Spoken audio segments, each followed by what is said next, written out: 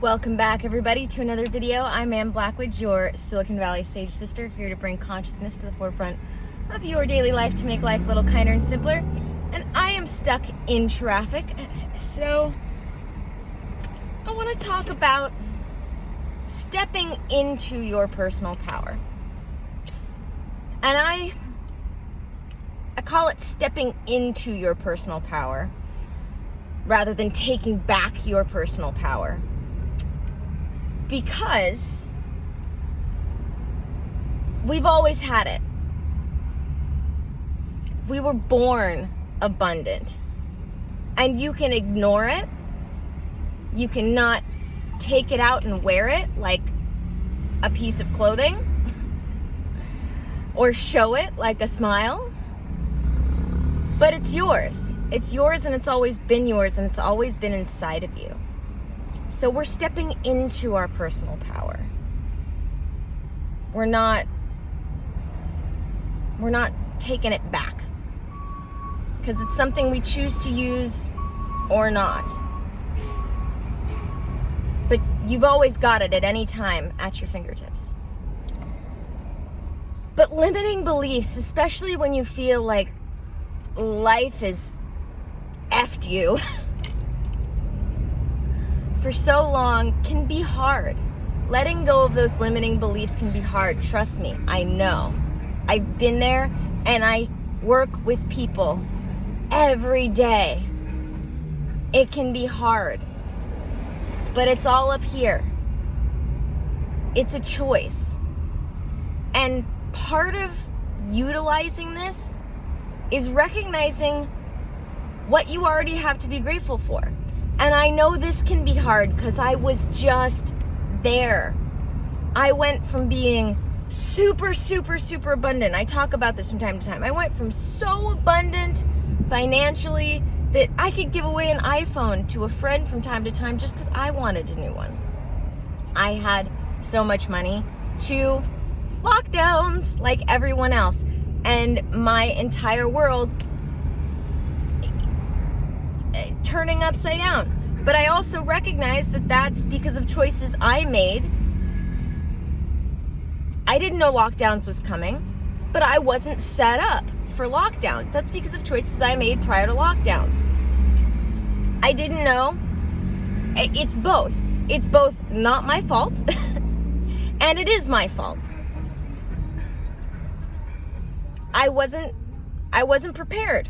That's fine. I didn't know to be prepared, but I wasn't prepared. So, either way, now that I've taken responsibility and accountability where I can, which is important, you start recognizing what you already have to be grateful for. Yeah, I don't have as much money as I did a year and a half ago. So be it. But what I do have is I've still got a roof over my head. I've still got enough money to pay my rent. I've still got enough money to feed myself pretty much whatever I want. I can't give away iPhones like Oprah. But I have a car. I have someone in my life who loves me. I have stuff I can sell from back when I was making more money. And I am still super abundant. But I forgot for a minute just how abundant I was. Because again, it was always inside me. I just let a particular situation allow me to forget. And even though, there was never a point where I stopped. I was lucky that I was far enough along on my journey. I'm lucky that I have had mental health healing as well as spirituality in my life since I was a child.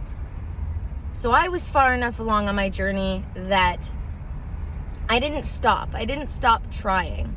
But I, like any human, saw these little signs, saw my money going away more and more and more. And looking at that and being like, Anne, this is hard to ignore. I get that. I get that. There are certain things that are hard to ignore. People tell you, oh, just think positively. And it's like, but how can I ignore this? Like, how do I think positively when I constantly see it being taken away from me? You know, there's a way. Where there's a will, there's a way. And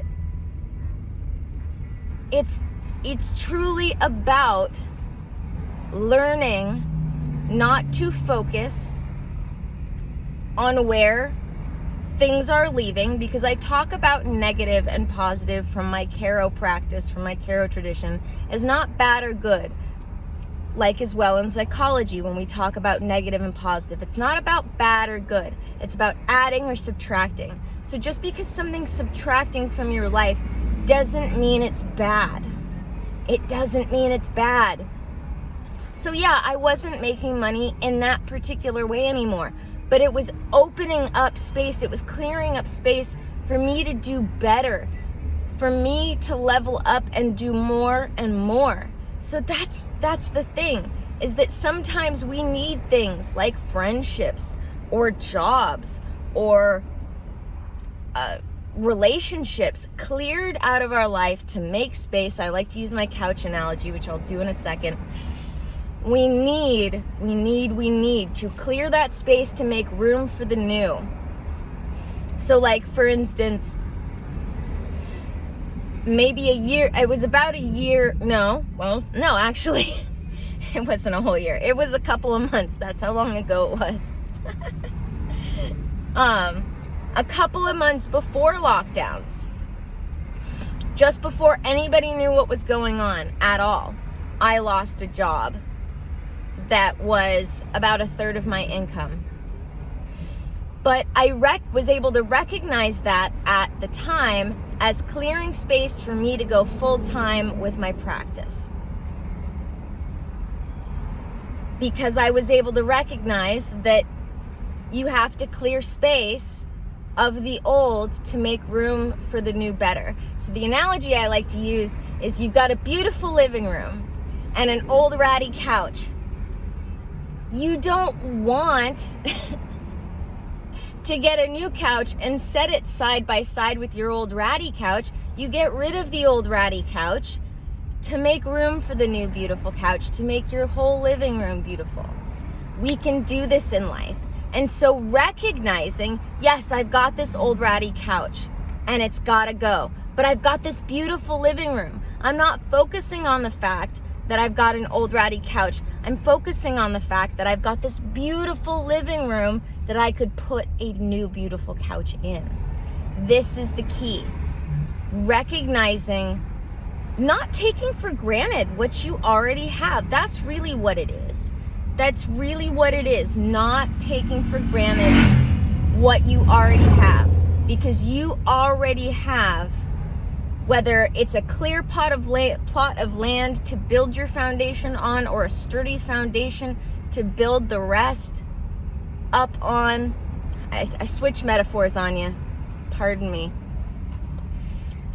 It happens sometimes. Maybe, I don't know how, I'm not going to try to make those metaphors flow together. I'm just not going to do it. But you get my point. Recognizing what you already have. This may come down to recognizing that you have been given another day. You woke up and you're breathing. You're alive and you have another day. Sometimes it comes down to just being able to be grateful for that. Being grateful that you're fed. Being grateful that you have a roof over your head of any kind. Being grateful that you have a phone to watch this on, or a computer to watch this on, or a tablet to whatever it may be. Be grateful that you even have the ability to watch this right now. If you're watching this right now, you have things to be grateful for, that you could be focusing on those, and then the next steps to making things better rather than what you think is negative.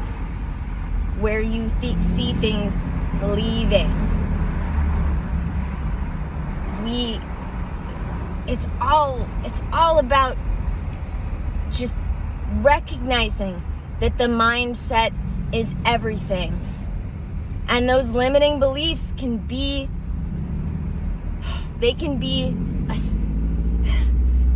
hard. They can be hard. I get that.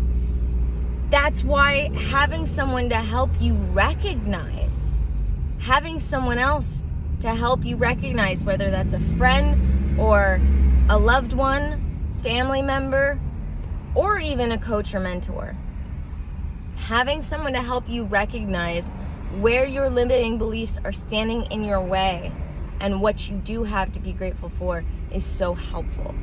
Having a sounding board can be so helpful. I do it for my loved ones all the time.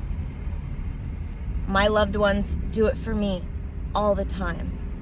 Having just someone to bounce what we're grateful for off of.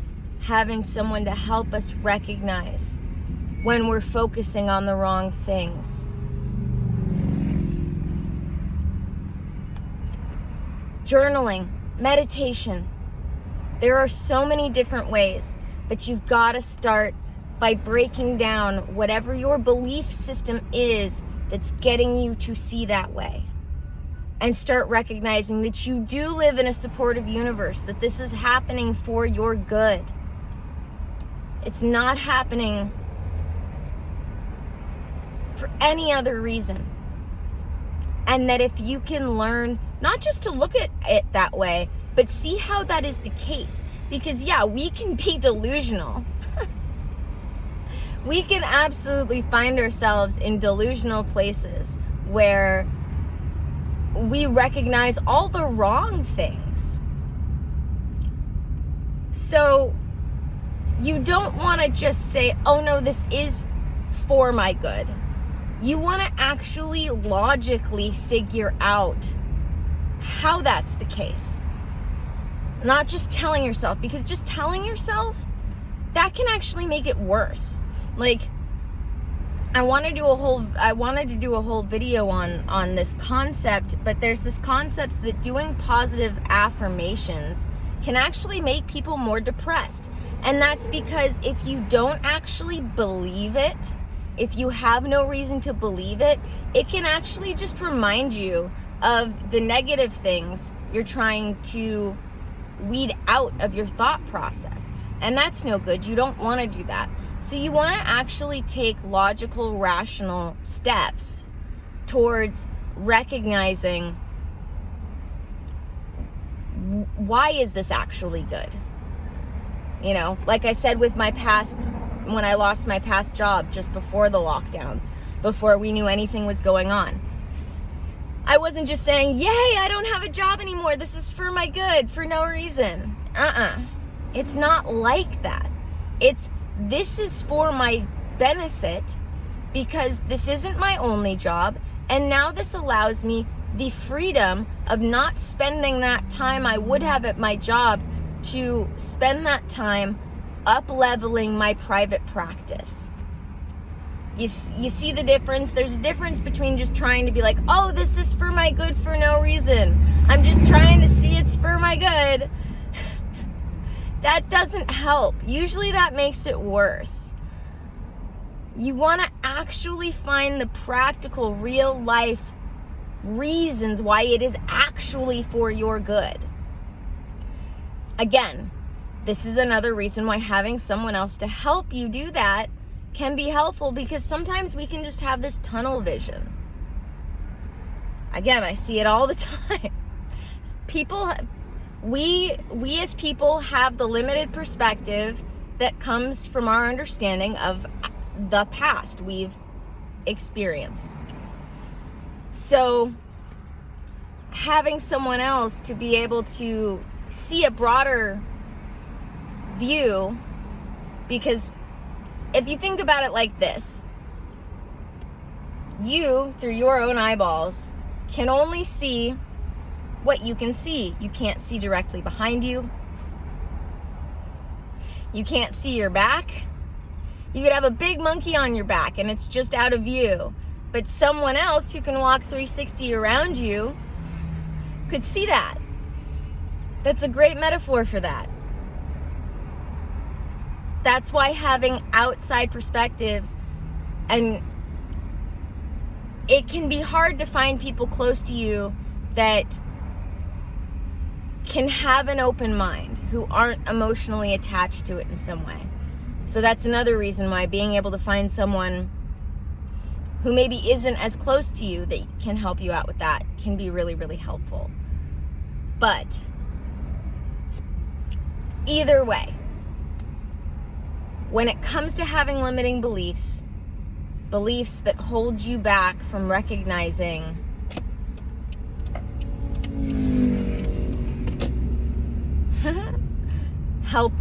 that holds you back from recognizing what you have to be grateful for, those beliefs that keep you stuck in taking for granted what you have, you got to get rid of those. You've got to get rid of those. And there are some really easy ways to do that. Like I said, journaling, meditations, just recognizing, what am I saying now, and what would the potential opposite of this be? So yeah, it's hot. It's hot out here. I'm gonna roll up the window and turn on the air conditioning because I'm not getting very far. Very fast. And I think this is a good place to close this for now. Stay tuned. I am going to be doing a video on how to heal and align your chakras to change your whole life. So, thank you guys for joining me. May the energy you serve you well. Check out all the links in the description wherever this video may be posted. And let's keep making our way through.